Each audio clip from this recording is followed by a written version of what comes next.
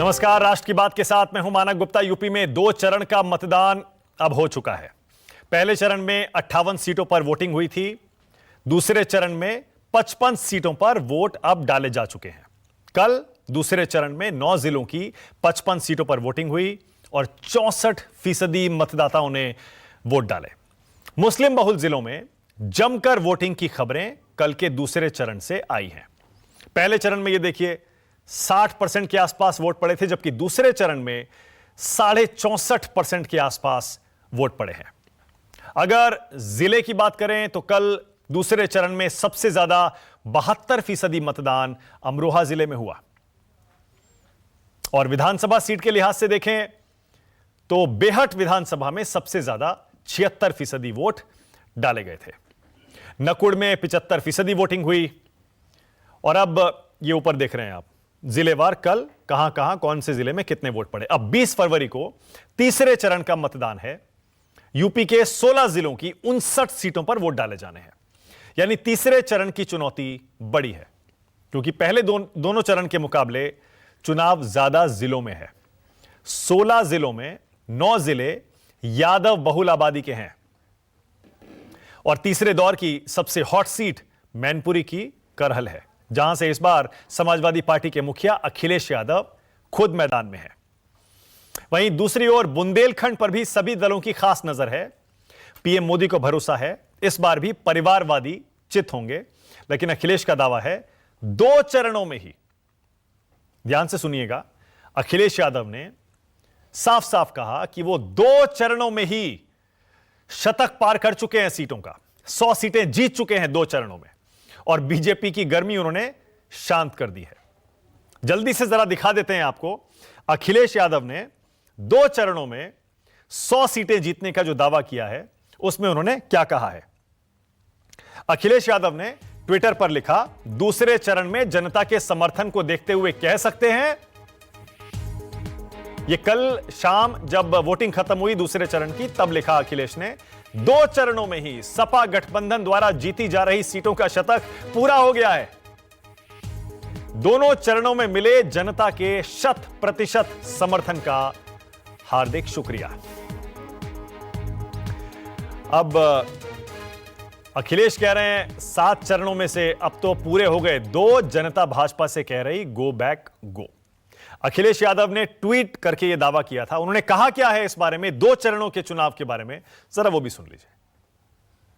लोग कहते थे गर्मी निकाल देंगे, लेकिन जब से पहले चरण का वोट पड़ा है उनके कार्यकर्ता नेता ठंडे पड़ गए हैं और दूसरे चरण का वोट जो पड़ा है उससे भारतीय जनता पार्टी के नेता कार्यकर्ता सुन्न पड़ गए हैं। और जिस समय इस चरण में वोट पड़ेगा भारतीय जनता पार्टी के लोग शून्य हो जाएंगे। तो अखिलेश यादव कह रहे हैं 2 चरणों में ही उनका गठबंधन 100 सीटें जीत चुका है। याद होगा आपको, 403 में से बहुमत का आंकड़ा 202 होता है, यानी आधी सीटें वो 2 चरणों में ही जीत चुके हैं। ये दावा कर रहे हैं अखिलेश यादव। तीसरे चरण से पहले आज एक और खबर आई। योगी के मंत्री सुनील बराला असदुद्दीन ओवैसी के हमलावरों के घर पहुंच गए। तस्वीरें देखिए। ओवैसी के हमलावरों से योगी के मंत्री सुनील बराला ने मुलाकात की और कहा कि वो उनकी सहायता करेंगे, सच सामने लाएंगे। पहले अखिलेश यादव और बराला का, पहले जरा बराला का बयान सुन लीजिए। परिवार से मिलने के बाद क्या बोले, सुनिए। परिवार से स्पष्ट रूप से कहा, राष्ट्रीय परशुराम परिषद उनकी जो है और परशुराम स्वाभिमान सेना उनकी पूरी तरीके से पैरवी करेगी और उनकी जांच कराई जाएगी और उस पर हम उनको सहयोग करेंगे और ये जो है निश्चित रूप से दूध का दूध और पानी का पानी होगा। चलिए, अब जब 2 चरण का चुनाव हो चुका है और दावे आ रहे हैं दोनों तरफ से, राष्ट्र की बात में आज का सवाल पूछ लेते हैं। सवाल बड़ा सीधा है, अखिलेश यादव ने क्यों किया शतक का दावा? 2 चरणों में ही 100 सीटों का दावा, क्या आधार है इसका? और दूसरा, अगर दावा गलत है तो जीत कौन रहा है? राष्ट्र की बात में जल्दी से मेहमानों से पहले परिचय करा दूं। बीजेपी से मनीष शुक्ला आ गए हैं, समाजवादी पार्टी से अरशद आबिद मेरे साथ हैं, मेरे साथ आशुतोष हैं, सीनियर जर्नलिस्ट हैं, पॉलिटिकल कमेंटेटर हैं, मेरे साथ विष्णु त्रिपाठी हैं, वरिष्ठ पत्रकार हैं, राजनीतिक विश्लेषक हैं, और संगीत रागी भी मेरे साथ जुड़ गए हैं, राजनीतिक विश्लेषक हैं। आशुतोष हंस रहे हैं, संगीत रागी का मैं परिचय करा रहा हूं, आशुतोष मुस्कुरा रहे हैं। संगीत रागी राजनीतिक विश्लेषक हैं, आरएसएस के विचारक हैं, दिल्ली यूनिवर्सिटी के प्रोफेसर भी हैं। ये देखिए दोनों चेहरे, संगीत रागी और आशुतोष, बड़ी गहरी दोस्ती है इनकी। अब ज्यादा नहीं बोलूंगा, स्क्रीन पर हमेशा लड़ते हुए दिखते हैं, लेकिन पर्दे के पीछे क्या होता है ये मैं जानता हूं। अभी आ रहा हूं 1 सेकंड में। शुरुआत मनीष शुक्ला आपसे। अखिलेश यादव कह रहे हैं 100 सीटें हम जीत चुके पहले 2 चरणों में। आपका रिएक्शन, आपका दावा क्या है 2 चरणों के बारे में, मनीष शुक्ला? देखिए, सपने देखने से किसी को कोई नहीं रोक सकता। पहले चरण से जो विजय अभियान भारतीय जनता पार्टी का शुरू हुआ है, दूसरे चरण में भी जारी है। तीसरे चरण में अखिलेश यादव को उनके ही घर में भारतीय जनता पार्टी टक्करी थी। जो खदेड़ा होने का जो नारा लगाया था अखिलेश यादव ने, हो गया उनके पार्टी के ऊपर ही होने लगा है। कल ओम प्रकाश राजभर को वकीलों ने दौड़ा लिया। तो उत्तर प्रदेश की जनता सपा और उनके गठबंधन के लोगों को किसी कीमत पर बर्दाश्त नहीं करेगी, क्योंकि ये लोग पुराना माफिया राज, गुंडा राज लाना चाहते हैं और उसके खिलाफ उत्तर प्रदेश की जनता विकास के साथ खड़ी है। अच्छा मनीष, आपका पहले 2 चरणों का दावा क्या है वो तो बता दीजिए जरा। 2 चरणों में 58 और 55, इनमें से कितनी जीत रहे हैं आप? देखिए, भारतीय जनता पार्टी ने 2017 के चुनाव में जितनी सीटें जीती थी, सीट उससे ज्यादा जीतेंगे। वोट का प्रतिशत 2019 के तरह से मिलने वाला है। और कितना घाटा होगा? क्योंकि अगर आप ये कह रहे हैं जितनी पिछली बार आई थी पहले दूसरे चरण में उतनी ही आएंगी, तो इस पर यकीन करना मुश्किल होता है। आपको भी पता है, एंटी इनकम्बेंसी, किसान आंदोलन, तमाम तरह के मुद्दे रहे हैं। आपके नेता खुद मानते हैं, ऑफ रिकॉर्ड मानते हैं सीटें कम होंगी। तो मतलब आप कह रहे हैं कोई असर नहीं पड़ेगा, जितनी पिछली बार जीती थी उतनी ही जीतेंगे?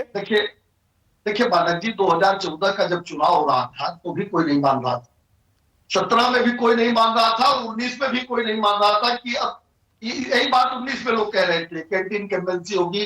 5 साल केंद्र की सरकार चल चुकी है, 2.5 साल उत्तर प्रदेश की सरकार चल चुकी है, और हम लोगों ने 50% से ज्यादा मत प्राप्त किया 2019 के चुनाव, और उसी आधार पर हम लोग चुनाव में गए थे। उस समय भी बाइपोलर चुनाव ही था, 19 में भी सपा और बसपा एक साथ लड़ रही थी, तो बाइपोलर तो चुनाव था ही।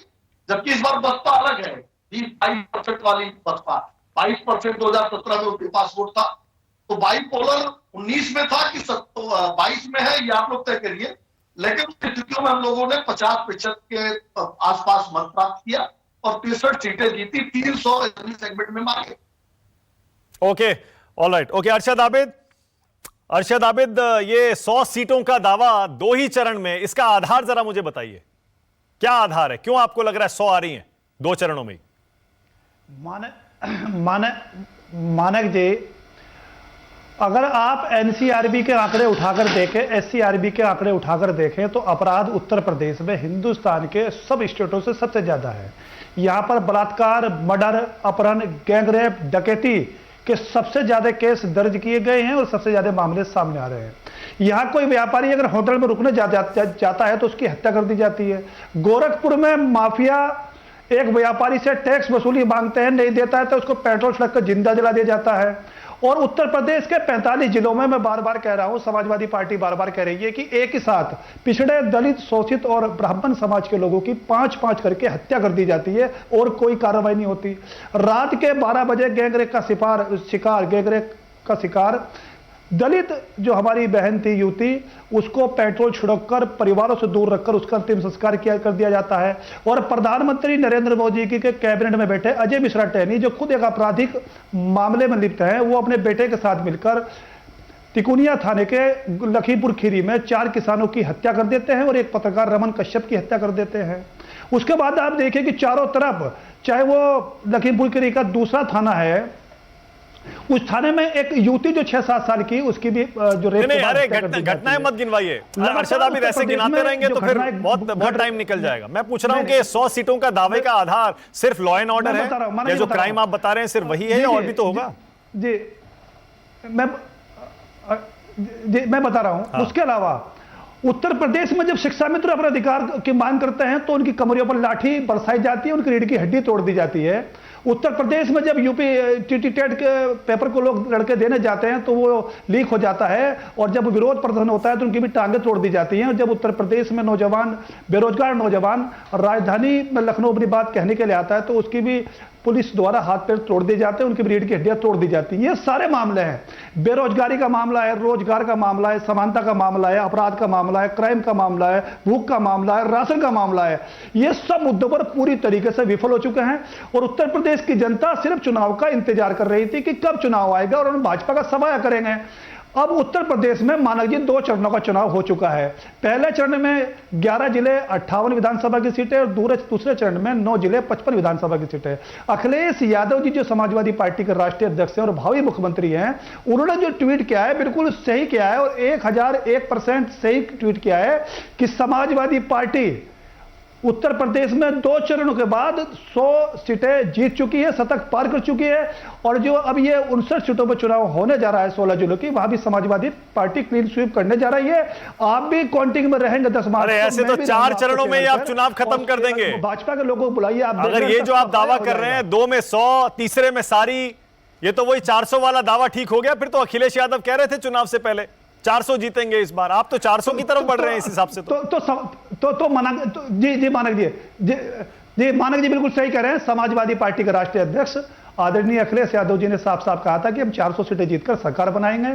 ये जो पोलराइजेशन करना चाहते थे पश्चिम में, वो नहीं हो पाया। ये जो किसानों को, अरे अब तो दो चरणों का चुनाव निकल गया, अब तो थोड़ा सा रियलिस्टिक बात कर लीजिए। अभी भी 400 कर रहे हैं, थोड़ा तो कुछ तो जमीन की कुछ ग्राउंड रिपोर्ट आ रही होगी, क्योंकि हमारी रिपोर्ट तो ये कह रही है अगर बीएसपी अपना वोट बैंक बचाने में कामयाब हो जाती है अरशद आबिद, तो फिर समाजवादी पार्टी के लिए मुश्किल खड़ी हो सकती है पहले और दूसरे चरण में। आप देखिए सारे चैनल्स और सारा प्रिंट मीडिया, इलेक्ट्रॉनिक मीडिया कह रहा है कि समाजवादी पार्टी एक बहुत बड़े बहुमत के साथ सरकार बनाने जा रही है। अरे ऐसा कोई नहीं कह रहा है, क्या बात कर रहे हैं अरशद आबिद? कौन सा अखबार और कौन सा प्रिंट मीडिया कह रहा है कि समाजवादी पार्टी बड़े बहुमत से सरकार बनाने जा रही है? कोई नहीं कह रहा, कोई कह ही नहीं सकता है। एग्जिट पोल बंद है, आपको पता है, ओपिनियन पोल बंद है। ओपिनियन पोल में तो बीजेपी जीत रही है। देखिए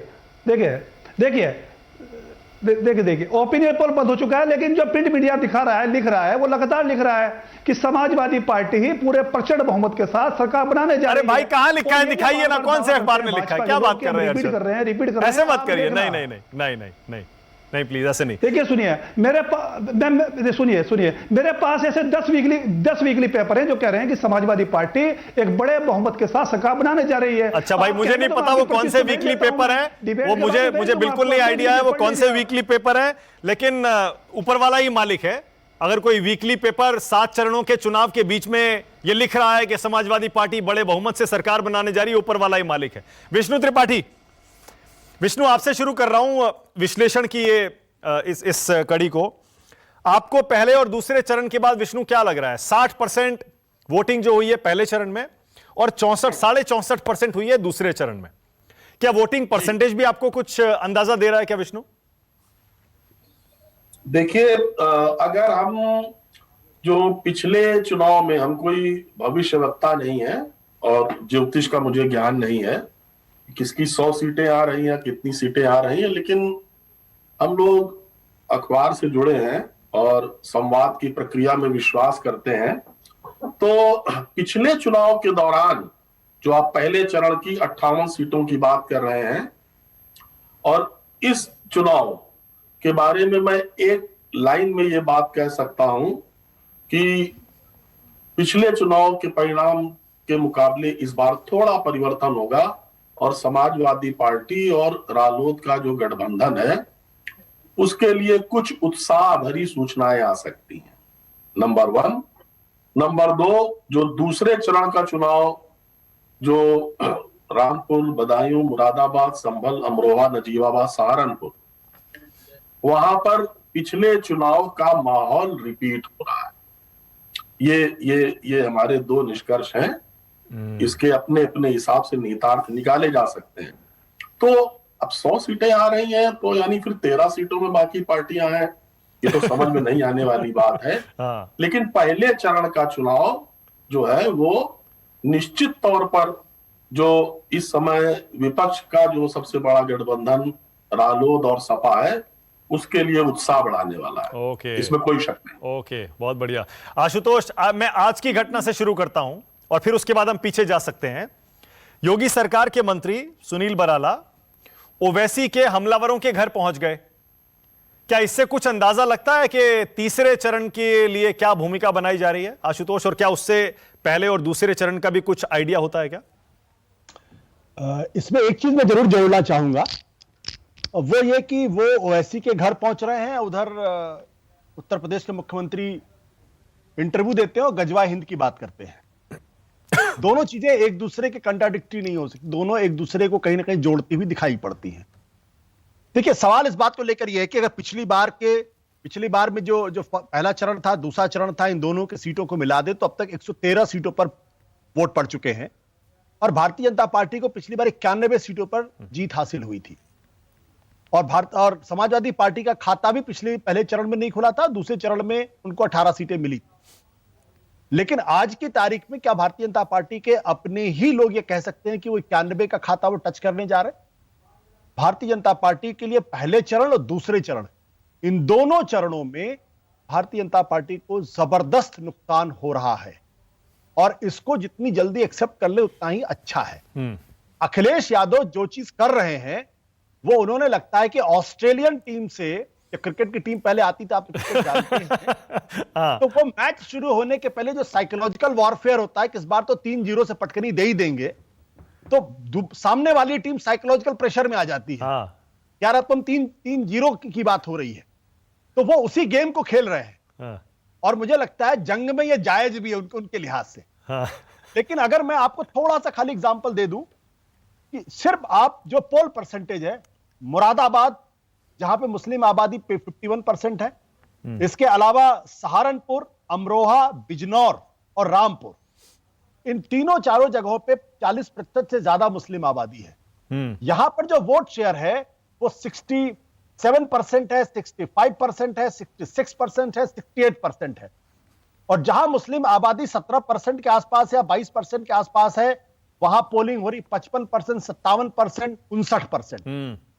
यह दर्शाता यह है कि जो मुस्लिम आबादी है उसने तो काफी तेजी के साथ एकजुट होकर वोट डाला है, लेकिन जो भाजपा के अपने समर्थक वर्ग हैं, जो अर्बन वोटर है या जो हिंदू वोटर है, उसमें वो उत्साह नहीं दिखाई पड़ रहा है। तो अगर ये उत्साह नहीं दिखाई पड़ रहा है, इसका मतलब यह है कि जो गजवा हिंद की जो कोशिश थी वो अब पूरी तरीके से काम नहीं कर रही है। लोगों को रोजगार चाहिए, लोगों को महंगाई से निजात चाहिए, लोगों को जो है वो सामान्य जिंदगी चाहिए। वो जो लोग ये सोचते हैं कि हम 15 करोड़ लोगों को हमने अनाज दे दिया, वो 15 करोड़ लोगों को अनाज नहीं दे रहे हैं। दरअसल सवाल यह होना चाहिए कि क्या 15 करोड़ लोगों को आपने इतना करीब बना दिया कि वो खुद खाना अपना नहीं खरीद। पर आशुतोष, आपका ये जो दावा है, ऐसा भी तो हो सकता है कि इसका एकदम उल्टा हो या फिर दोनों ही फैक्टर हो, क्योंकि जिन आप जिलों की बात कर रहे हैं बिल्कुल ठीक है, वहां पर मुस्लिम आबादी अच्छी खासी है। अब जैसे अमरोहा में 72% वोट पड़ा है, उसी तरह हसनपुर में 73.5% वोट पड़ा है, मुरादाबाद में सही कहा आपने 67% के आसपास वोट पड़ा है। मुस्लिम आबादी ज्यादा है, लेकिन बीजेपी का दावा यह है कि पोलराइजेशन के खिलाफ काउंटर पोलराइजेशन भी बहुत हुआ है, इसीलिए यह जल्दबाजी में मत रहिए कि मुस्लिम वोट ज्यादा पड़ा है, हो सकता है कि हिंदू वोट भी ज्यादा पड़ा। नहीं, ऐसा लगता नहीं है। मैं इस बारे में बड़ा कॉन्फिडेंट हूं। मैं ये नहीं कहता हूं कि भारतीय जनता पार्टी को कितनी सीटें मिलेंगी और समाजवादी पार्टी को कितनी सीटें मिलेंगी, समाजवादी पार्टी वाकई में 100 का आंकड़ा पार करे, मैं इस दावे में बिल्कुल यकीन नहीं करता हूं। लेकिन मैं ये कह रहा हूं कि दूसरे चरण में भारतीय जनता पार्टी को 38 सीटें मिली थी, समाजवादी को 15 सीटें मिली थी। भारतीय जनता पार्टी 38 सीटें तो किसी भी हालत में नहीं पाने जा रही है, उसमें काफी गिरावट देखने को मिलेगी। और क्योंकि ये जो दूसरे चरण का जो उत्साह है, अगर आप पहले चरण में भी देखें, जो जाट बेल्ट है, उस जाट बेल्ट में वोटिंग परसेंटेज बहुत हाई है, और जो जाट बेल्ट नहीं है वहां, और जो अर्बन सेंटर है गाजियाबाद, साहिबाबाद, नोएडा, वहां वोटिंग परसेंटेज कम है, वहां उदासीनता दिखाई पड़ रही है।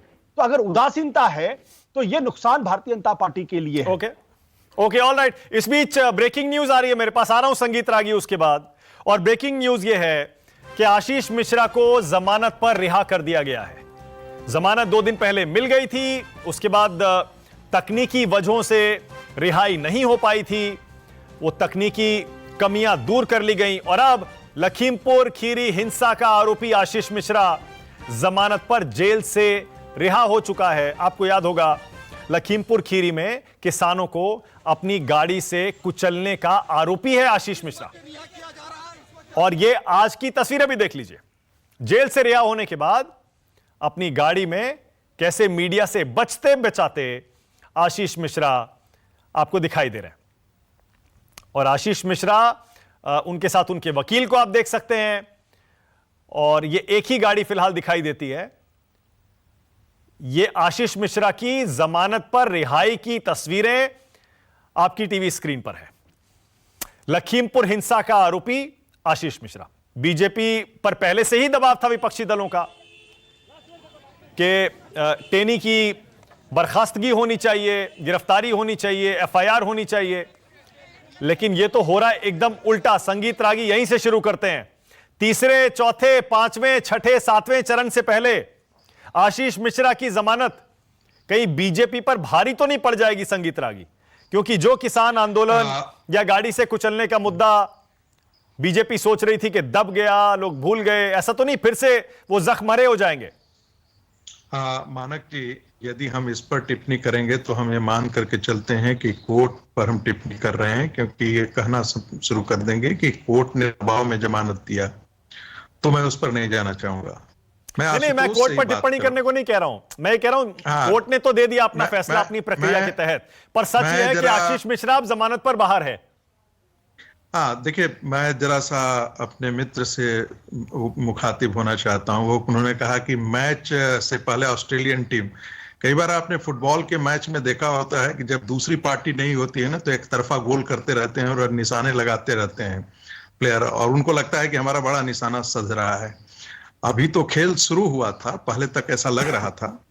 देखिए, आशुतोष की बात में बड़ा एक गंभीरता से विश्लेषण कीजिए। आशुतोष ये कह रहे हैं कि मुस्लिम वोट थोक में मुसलमान एकजुट होकर के वोटिंग करता है। मजेदार बात है, उनमें भी फिरके हैं, उनमें भी जातियां हैं, और कुछ बेरोजगार भी होंगे, कुछ नहीं भी बेरोजगार होंगे, लेकिन बेरोजगारी उनके लिए मुद्दा नहीं है, मुसलमान होना उनके लिए मुद्दा है और उस आधार पर वोट करते हैं। दूसरी तरफ हिंदू जो है वो हिंदू के नाम पर वोट नहीं कर रहा है। शायद आशुतोष उन्होंने कहा कि हम मुस्लिम वोटिंग पैटर्न को जानते हैं, तो यह बात चौंकाने वाला बात है। यही बात तो मैं कहते आया हूं। दुर्भाग्य है कि इस देश के टेलीविजन डिबेट में जब हम बात करते हैं यूनाइटेड कम्युनिटी के रूप में हम बात करते हैं, और हिंदुओं को हम ये प्रोजेक्ट करते हैं कि वो तो जातियों में बटे हुए हैं, ब्राह्मण वर्सेस, और इसका नतीजा जो हिंदू इंटरेस्ट को इंटरप्रेट करने वाला जो कोई रिप्रेजेंट करते हैं, उनको, उनके लिए ये बड़ा घाटे का मामला हो जाता है। आशुतोष का निष्कर्ष से ही ये मैं निष्कर्ष निकाल के दे रहा हूं। दूसरी बात, देखिए, बेरोजगारी एक बहुत बड़ा मुद्दा है, लेकिन बेरोजगारी जो है वह राजनीतिक प्रतिफल देने वाला मुद्दा मुझे किसी इलेक्शन में नहीं दिखा है। जैसे डेवलपमेंट जो होता है, कई बार जो है, आप चंद्रबाबू नायडू ने बड़ा इंडस्ट्रियल डेवलपमेंट किया था, वो चुनाव हार गए थे। अटल बिहारी वाजपेयी की चुनाव सरकार जो है वो चुनाव हार गई थी। तो यहां भी आप देख रहे हैं कि जो वोटिंग पैटर्न है वो आशुतोष से स्वयं स्वीकार कर रहे हैं कि यहाँ मुसलमान एकजुट होकर के वोट कर रहा है, उसके लिए मायना नहीं है बेरोजगारी है नहीं है, ये वो नहीं देख रहा है। तो आपका पॉइंट क्या है? 2 मिनट में आपका पॉइंट क्या है? तय कर ले। मानक जो लोग पंचर बना रहे हैं, जो लोग ये कर रहे हैं, मैं किसी का अपमान नहीं कर रहा, लेकिन वो शाहीन बाग पर तुरंत ही बाद उनको पता हो जाता है कि भारत सरकार ने जो नागरिकता कानून लाया है वह इस्लाम के खिलाफ है, इस्लाम के मानने वालों के खिलाफ है। लेकिन हिंदू समाज 70 साल में यह आज तक नहीं तय पाया है कि गजवाए हिंद की मानसिकता से हम कैसे लड़ सके। तो ये एक बहुत बड़ा नहीं, वोटिंग में ये आप क्या कहना चाह रहे हैं? पॉइंट क्या है आपका? कि आप ये कह रहे हैं, आशुतोष जो कह रहे हैं मुस्लिमों ने एक साथ वोट दिया है, तो आप ये कह रहे हैं नहीं, हिंदुओं ने भी एक साथ वोट दिया है? वही पॉइंट जो मैं पहले कह रहा था, काउंटर पोलराइजेशन हुआ है। मानक जी, पिछली दफा भी ऐसा हुआ था, जो मैं बार बार ये कहता हूं, यदि आप मुस्लिम के नाम पर पोलराइज करेंगे तो सामने वाला जो है वो वह भी देखता है कि आखिर क्या कैराना दोहराया जा सकता है क्या। कव्वाल दोहराया जा सकता है क्या? और ये सिर्फ यहीं तक का मामला नहीं है, अन्य जगहों पर है। खतरे क्या है? मैं बार बार आगाज कर रहा हूं, पॉलिटिकल इस्लाम के अपने खतरे हैं, और वैसी स्थिति में हिंदू प्रतिक्रिया भी हो सकती है। हम ये नहीं कह रहे हैं कि हुआ ही होगा। मैं आपसे आपकी बात के सब इशारा कर रहा हूं। आपने जो कहा कि ऐसा हो सकता है कि हिंदू भी पोलराइज किया होगा, जिसमें आपको दिख रहा है 72% में, इसकी क्या गारंटी है कि हिंदू लोग पोलराइज नहीं किए होंगे? और यदि नहीं किए हैं तो इस पोलराइजेशन के बाद आने वाले चुनावों में आने वाले जो चरण है उसमें हिंदू के लिए ये बड़ा और सोचने का मौका मिलता है। और उसी की संगीत राग की कोशिश हो रही है, इस पर भी बोल दीजिएगा। ओवैसी के हमलावरों के घर योगी जी के मंत्री आज क्यों पहुंच गए? शायद इसीलिए पहुंच गए। भाई देखिए, जो अफजल को बचाने के लिए ओवैसी जा सकते हैं और वो बड़े खुलेआम कह सकते हैं कि भाई अफजल जैसे टेररिस्ट को बचाने के लिए हम जा सकते हैं, तो ये बात आप हिंदू समाज से ही बार बार क्यों ऐसी अपेक्षा करते हैं? मैं बार बार ये कह रहा हूं, जब एक घटना घटेगी तो वैसी ही दूसरी साइड से भी प्रतिक्रिया होगी। ये मत सोचिए कि आप यदि मुस्लिम के नाम मैं आपसे ऐसी उम्मीद नहीं करता कि आप बताइए, आप खुलेआम राष्ट्रीय टीवी चैनल पर बैठकर और कानून तोड़कर अगर कोई किसी की जान लेने के लिए गोली चला रहा है, आप उसको एक्शन का रिएक्शन बता रहे हैं, क्रिया की प्रतिक्रिया बता रहे हैं, और एक सरकार के मंत्री हमलावरों के घर जा रहे हैं, आप कह रहे हैं कि ये तो होगा? आप इसको जायज ठहरा रहे हैं? मैंने ये देखिए मानक जी, मैं कोई शुद्धिकरण अभियान में नहीं हूं कि ऐसा नहीं होना चाहिए। मैं एक विश्लेषण कर रहा हूं।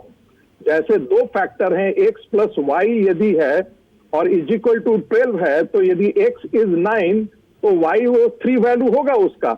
तो मेरा सिर्फ ये कहना है कि दो डिपेंडेबल वेरिएबल्स हैं, एक यदि इस प्रकार से करेगा तो दूसरा भी रिएक्ट करेगा। ओके, मैं समझ गया। विश्लेषण के तौर पे आपने ये बात कही। विष्णु त्रिपाठी एक कमेंट करिएगा। मैंने अभी ब्रेकिंग न्यूज दी है, आशीष मिश्रा जमानत पर बाहर आ गया। तस्वीरें दिखाइए, फिर से ब्रेकिंग न्यूज भी चलाइए। इस वक्त की बड़ी खबर, बीजेपी के लिए क्या यह मुश्किल का सबब बन सकता है क्या, विष्णु त्रिपाठी? नहीं, बीजेपी के लिए मुश्किल का सबब क्यों बनेगा? ये तो देखिए, एक तो ये है कि ये अदालती प्रक्रिया के तहत हुआ है, इसलिए इस पर किसी को किसी तरह की कोई टिप्पणी करने से बचना चाहिए। अदालत निरक्षीर विवेक, दूध का दूध और पानी का पानी करने के बाद किसी निष्कर्ष पर पहुंचती है, तो इसलिए उसने अदालत ने उस आरोपित को, मैं आरोपित शब्द इस्तेमाल कर रहा हूं, उस आरोपित को जमानत योग्य समझा, जेल से छोड़ने योग्य समझा, इसलिए उसको रिहा कर दिया। तो इसमें बीजेपी का नुकसान कैसे होगा? मैं ये नहीं देख पा रहा हूं इसमें कोई बीजेपी का नुकसान है। ये तो कोई भी सामान्य विधि प्रक्रिया का जानकार बता सकता है। उसको कोई स्वास्थ्य के आधार पर जमानत नहीं दी गई है, गुणदोष और मेरिट के आधार पर जमानत दी गई होगी या दी गई है। नहीं, बाकायदा दी गई है विष्णु। और तो और बाकायदा उस जजमेंट में, ऑर्डर में ये कहा गया है, उस ऑर्डर में कहा गया है, कोई सबूत नहीं है, गोली चली, गोली लगी नहीं। जिस ड्राइवर को आप कह रहे हैं कि आशीष मिश्रा के कहने पर उसने गाड़ी चलाई, उसको तो किसानों ने मार डाला, वो है नहीं। हो सकता, और यहां तक कह दिया, हो सकता है कि हादसे से, एक्सीडेंट से बचने के लिए वो गाड़ी चढ़ गई हो, यहां तक कह दिया। देखिए, अदालत हमेशा गुणदोष और मेरिट के आधार पर निर्णय करती है, और जमानत का जो निर्णय किया गया होगा वो दोनों पक्षों को सुनने के बाद किया जाता है, जिसमें अभियोजन भी शामिल होता है, उसके सारे तर्क सुने जाते हैं और बचाव पक्ष के भी सारे तर्क सुने जाते हैं। और ये बहुत सामान्य समझ का विषय है कि अगर किसी आरोपित को किसी केस में जमानत मिल जाती है, अदालत उसे जमानत पर छोड़ने का फैसला करती है, यानी केस में कहीं ना कहीं कमजोरी है। नहीं, लेकिन विष्णु, राजनीतिक तौर पर, लीगली, कानूनी तौर पर देखिए, आप सही कह रहे हैं, कोर्ट जो फैसला करता है सोच समझकर करता है, लेकिन राजनीतिक तौर पर आपको नहीं लगता कि आशीष मिश्रा के बाहर आने के बाद विपक्ष अब और हमलावर होगा, इस मुद्दे को फिर से उठाएगा? नहीं तो क्या अभी तक, जब तक आशीष जेल में था तो विपक्ष इस मुद्दे पर मौन था? वो तो वैसे ही उठा रहा था। दरअसल अब तो मैं उसमें दूसरे तरीके से सोचता हूं। अब तो जो आरोपित पक्ष है उसको ये कहने का अधिकार मिलेगा कि देखिए, अदालत ने गुणदोष और मेरिट के आधार पर इसको रिहा कर दिया, यानी केस में कहीं ना कहीं कोई कमजोरी है। अब तो ये तो बचाव पक्ष की जीत हुई ना, ये कोई अभियोजन की जीत जैसी थोड़ी हुई। आशुतोष बोलिए। एक अभियुक्त की रिहाई हो जाती ओके, है जमानत पर। आशुतोष इसी पर बोलिएगा। आशीष मिश्रा के बाहर आने से हो सकता है बल्कि बीजेपी को फायदा हो जाए, विष्णु त्रिपाठी ऐसा हिंट कर रहे हैं। मानक मुझे एक बहुत ही अच्छा, ओके, विष्णु त्रिपाठी ये कह रहे हैं कि बीजेपी को ये कहने का मौका मिल जाएगा कि इससे बीजेपी को कोई नुकसान भी नहीं हो रहा है। ठीक है, ओके, ये कहा जा रहा है। ओके, कोई फायदा पहुंचाने वाली बात नहीं कह रहा। ठीक है, आशुतोष बोलिए। मानक पहली बात तो यह है कि अभी हमारे साथी विष्णु जी ने जो कहा कि अदालत के फैसले पर टिप्पणी नहीं करनी चाहिए। हिंदुस्तान में का संविधान साफ तौर पर कहता है कि अदालत के फैसले की भी आलोचना की जानी चाहिए, और जितनी तीखी से तीखी आलोचना हो उतनी से तीखी आलोचना करनी चाहिए। जज के इंटेंट पर सवाल नहीं खड़ा होता है। यह आपकी लक्ष्मण रेखा है, उस लक्ष्मण रेखा को इसलिए, अन्यथा तो इस देश के अंदर आप सुप्रीम कोर्ट, लोअर कोर्ट किसी के फैसले पर कभी कोई टिप्पणी कर ही नहीं पाएंगे। तो पहली बात ये एक सोच है जिसका हमारे ख्याल से मुझे लगा जवाब दे रहा है। दूसरी बात, अदालत जो फैसले करती है उसके सामने प्रोसिक्यूशन बेल के मामले में उसका विरोध करता है, और विरोध करने के बाद अदालत फैसले करती साक्ष्यों के आधार पर। आप देखिए, शाहरुख खान के बेटे पर जो आरोप लगे उसको जमानत न मिले, इसलिए एडिशनल सॉलिसिटर जनरल दिल्ली से उड़कर मुंबई जाते हैं और वहां पूरी ताकत लगाते हैं कि उसको जमानत न मिले। और यहां पर खुलेआम लखीमपुर खीरी में गाड़ी से कुचलने के बाद जहां 4 लोगों की मौत होती है, उसके वीडियो साक्ष्य उपलब्ध हैं। वहां उत्तर प्रदेश सरकार की तरफ से एडवोकेट जनरल भी नहीं जाते, बाकी एडिशनल सॉलिसिटर जनरल आप छोड़ दीजिए। और ऐसा केस अदालत के सामने पेश करते हैं जिसमें अदालत यह कहती है अपने जजमेंट में, अदालत इस बात को कहती है कि ऐसा लगता है कि जो ड्राइवर था वो बौखला गया और उसने स्पीड गाड़ी तेज कर दी, जिसकी वजह से यह हादसा हुआ। इसका मतलब जो ओरिजिनल थियरी ये थी कि दबा के कुचल कर मारा गया, वो थियरी पूरी तरीके से बदल गई। अब थियरी ये हो गई कि हादसा एक्सीडेंटल है और ड्राइवर ने बौखला के किया है। तो पूरा केस ही, अगर साक्ष्य ही नहीं रखेगी सरकार, वहां पे प्रोसिक्यूशन अगर साक्ष्य ही नहीं रखेगा, अगर ढीली ढाली बातें करेगा, अगर सरकार की, भारतीय जनता पार्टी की नजर में शाहरुख खान के बेटे की गिरफ्तारी, उसको बेल न मिले, उसमें एडिशनल सॉलिसिटर जनरल जाते हैं, यहां अगर एडवोकेट जनरल भी नहीं जाता है, बड़े वकील भी नहीं रखते हैं, और बेल मिलने के बाद तक अभी तक सुप्रीम कोर्ट में उसको चैलेंज भी नहीं किया गया है, तो ये दर्शाता है कि भारतीय जनता पार्टी की सरकार उत्तर प्रदेश में इस मामले को लेकर कितनी संजीदा है। ओके, लेकिन आशुतोष, एक बात यहां मानना जरूरी है, और ये फैक्ट है, तथ्य है, आपको भी पता है कि जो एसआईटी इस पूरे मामले की लखीमपुर खीरी हिंसा की जांच कर रही है, उस एसआईटी की मॉनिटरिंग खुद पंजाब और हरियाणा के हाईकोर्ट के रिटायर्ड जज कर रहे हैं। इसीलिए बिल्कुल आपकी बात सच है। एक अपनी बात रखने ले दीजिए। इसमें मैं एक बात और कहना चाहूंगा। बोलिए विष्णु, बोलिए। कि शाहरुख के बेटे के केस में भी जो अभियोजन या प्रोसिक्यूशन डिपार्टमेंट था, वो महाराष्ट्र सरकार के अंडर में था, वो बीजेपी सरकार के अंडर में नहीं था। ये भी प्लीज ये भी सूचना अपने दर्शकों तक जानी चाहिए कि अगर हम ये कहते हैं कि उत्तर प्रदेश का प्रोसिक्यूशन डिपार्टमेंट भाजपा सरकार के अंडर में या दिशा निर्देश में काम कर सकता है, तो शाहरुख खान के बेटे के केस में जो प्रोसिक्यूशन का काम था वो तो महाराष्ट्र सरकार के अंडर में था, वहां के सरकारी वकील थे। नहीं मानक विष्णु, मेरे ख्याल से विष्णु शायद क्योंकि नारकोटिक्स कंट्रोल ब्यूरो का वो केस था, एनसीबी का, इसीलिए शायद राज्य सरकार की भूमिका उसके प्रोसिक्यूशन में नहीं थी, जहां तक मेरी जानकारी। शायद मैं गलत हो सकता हूं। आशुतोष बोलिए, क्या कह रहे हैं? विष्णु जी हमारे दोस्त हैं, बड़े अच्छे साथी हैं। एक विष्णु जी हमारे दोस्त हैं, बड़े अच्छे साथी, उनको इस पूरे केस की पूरी जानकारी नहीं है। उस पूरे मामले में जो एनसीआरबी थी वो सेंट्रल गवर्नमेंट को रिपोर्ट करती है, जो महाराष्ट्र सरकार की अपनी अलग ड्रग कंट्रोल अथॉरिटी है। और महाराष्ट्र सरकार बार बार ये कह रही थी कि जिस शाहरुख खान के बेटे को पकड़ा गया, उसको उस मामले की जिम्मेदारी तो महाराष्ट्र सरकार की होनी चाहिए। सेंट्रल गवर्नमेंट वहां पे क्यों आ रहा? सेंट्रल गवर्नमेंट का मामला, जो एनसीआरबी है, जो नार्कोटिक कंट्रोल ब्यूरो है, उसका काम ये 2 ग्राम 3 ग्राम पकड़ना नहीं था। खैर वो एक अलग सवाल है, वो मुझे लगता है विष्णु जी को थोड़ा सा कंफ्यूजन उसमें। ठीक है, बिल्कुल सही है। ठीक है, मेरा यह कहना यह है कि अगर लखीमपुर की घटना इतनी छोटी सी घटना है कि उसमें उत्तर प्रदेश की सरकार की तरफ से एडवोकेट जनरल भी अपीयर नहीं हो सकते हैं, ठीक से इन्वेस्टिगेशन भी आप नहीं कर रहे हैं और साक्ष्य भी नहीं प्रस्तुत करें तो बेल तो मिल ही जाएगी। और जानबूझ के आशुतोष कोई क्यों करेगा? ये किसानों को कुचलने का मंत्री का आरोपी बेटा जमानत पर उसका जेल से बाहर आना चुनाव के बीच, मतलब बहुत संवेदनशील मामला है ये। ऐसे में कोई जानबूझकर उसको जमानत पर जेल से क्यों निकालेगा? अभी एक चीज और आपने और ध्यान दी, वो जेल से कब बाहर निकला? जब 2 राउंड की पोलिंग हो चुकी है। ये भी मतलब 5 राउंड बाकी है।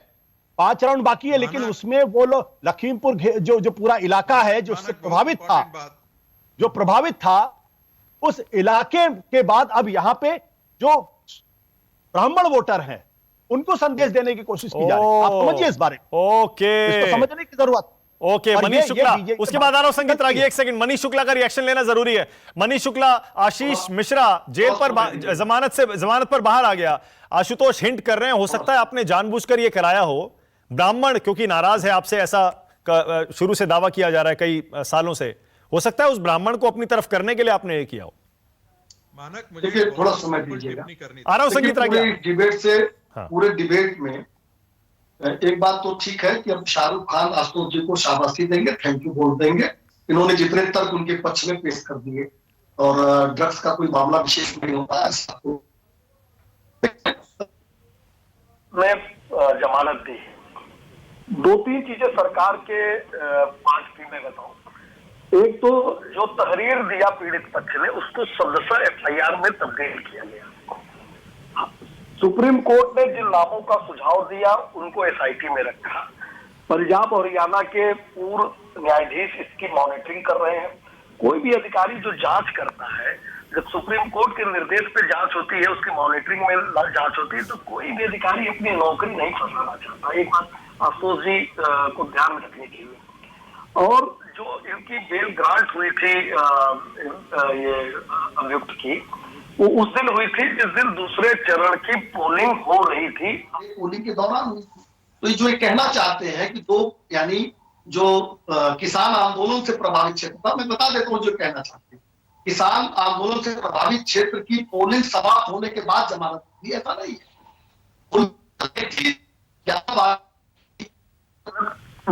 मिल गई थी, यानी जो संदेश अगर एडवर्स जाना था तो वो जा सकता था उस समय ही, क्योंकि तो टेक्निकल कारणों से रिहाई नहीं हुई थी और रिहाई टेक्निकल कारण से नहीं हुई है, शाम को पता चला नहीं होगी। तो ये जो जलेबी बनाने का तरीका सोचिए, ऐसे तमाम ऐसे लोग हैं। एक मीडिया में और तमाम जगहों पे एक ऐसा वर्ग है जो पेशाब के साथ खड़ा होता है, तमाम ऐसे लोगों के साथ खड़ा होता है, लेकिन इस तरह की कार्रवाइयों में अदालत के विपरीत अदालत के ऊपर भी टिप्पणी करने से नहीं चूकता है। उसमें मुझे आपको आश्चर्य न आपत्ति है, लेकिन एक बात मैं और कहना चाहता हूँ प्लीज, क्योंकि गंभीर विषय माने जी जरूर दीजिएगा। क्योंकि जब इन्होंने भी पॉलिटिकल एनालिसिस भी की और बताया मुरादाबाद, अमरोहा और सहारनपुर, तो मुरादाबाद, सहारनपुर, अमरोहा में 2019 और 17 में भी ऐसे ही पोलिंग हुई थी।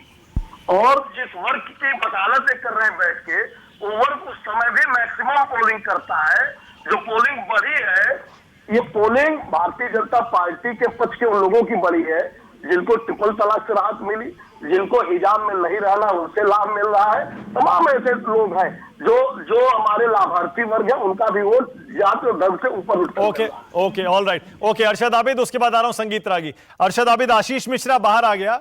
अब आशुतोष का विश्लेषण यह हो सकता है ब्राह्मण वर्ग को साधने के लिए, नाराज ब्राह्मण को मनाने के लिए करवाया गया हो।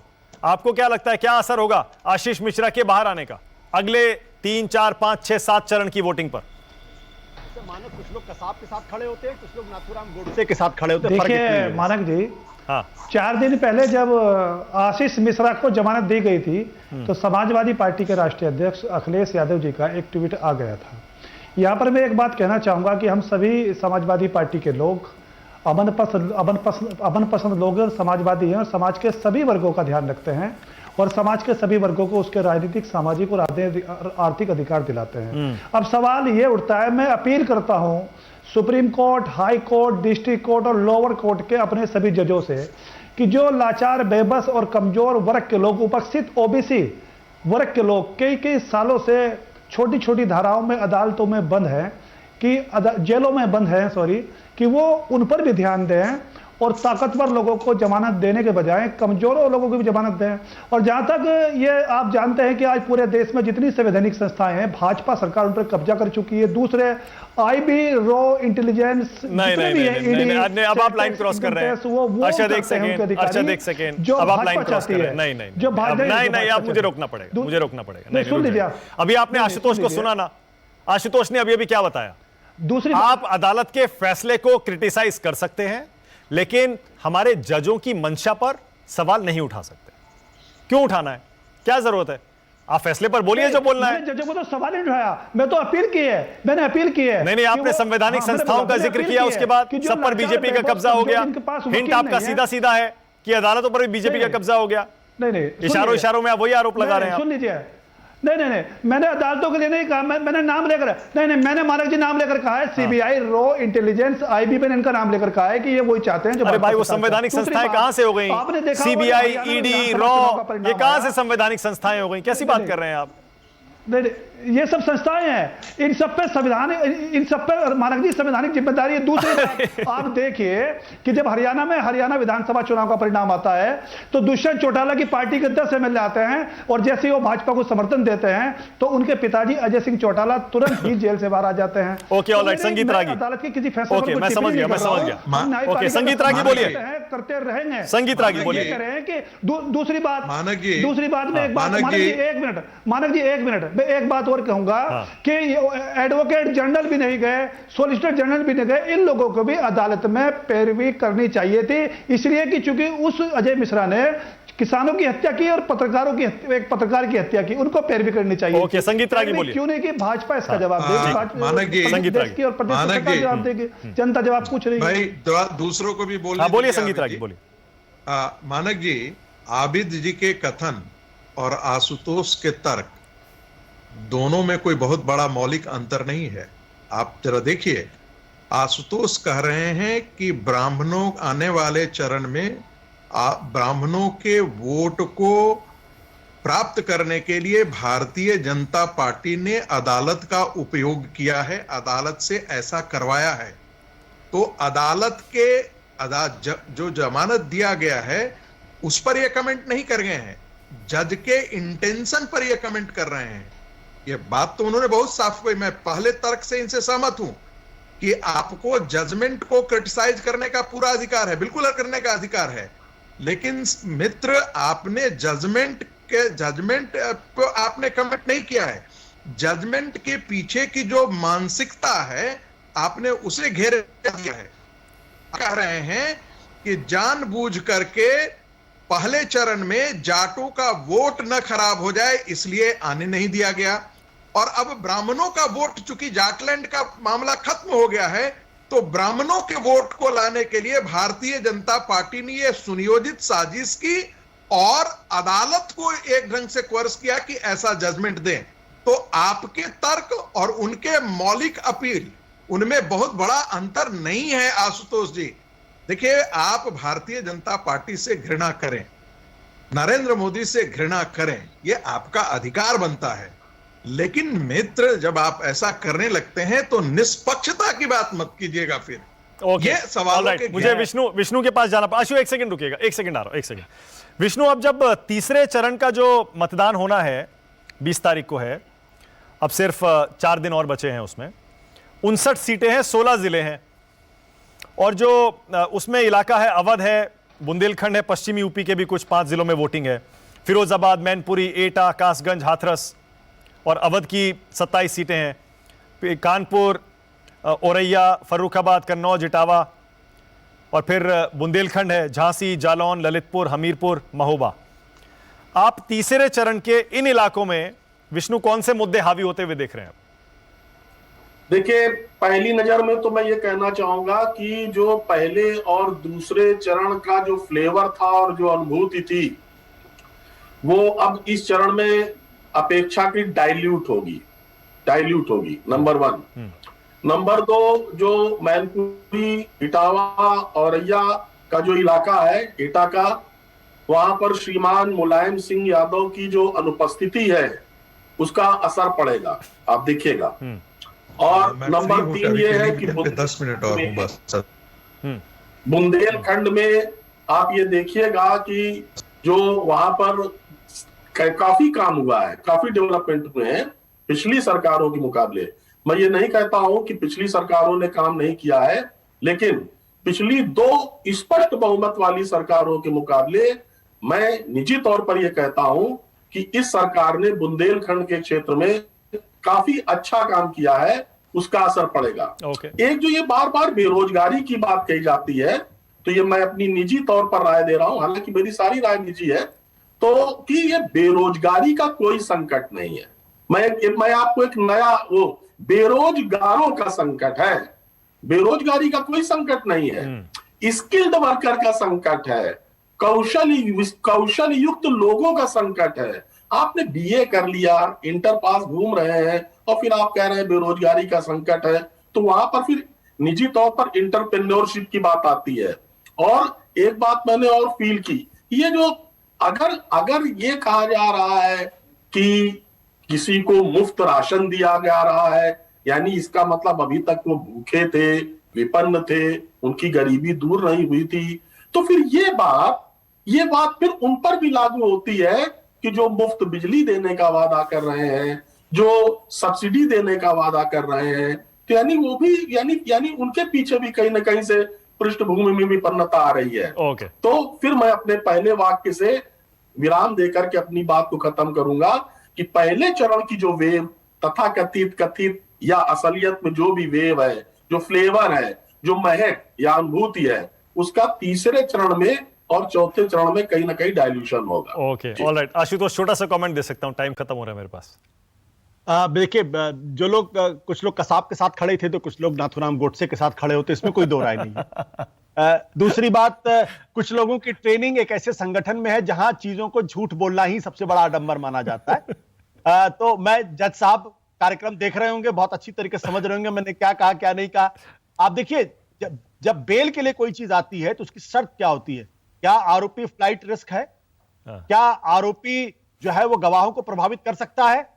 अगर पुलिस उसको मजबूती के साथ कहती नहीं मिलॉर्ड ऐसा नहीं हो सकता है, तो जज फिर जमानत नहीं देता है। इतना वकील आशु, कुछ हद तक तो बात आप ठीक कह रहे हैं, लेकिन इतना सिंपल होता नहीं है। अल्टीमेटली एक जज डिसाइड करता है, और जब वो डिसाइड करता है तो 1000 फैक्टर वो मानक अगर आप साक्ष्य ही नहीं रखेंगे, भाई जज का काम है तथ्यों के आधार पे फैसला करना।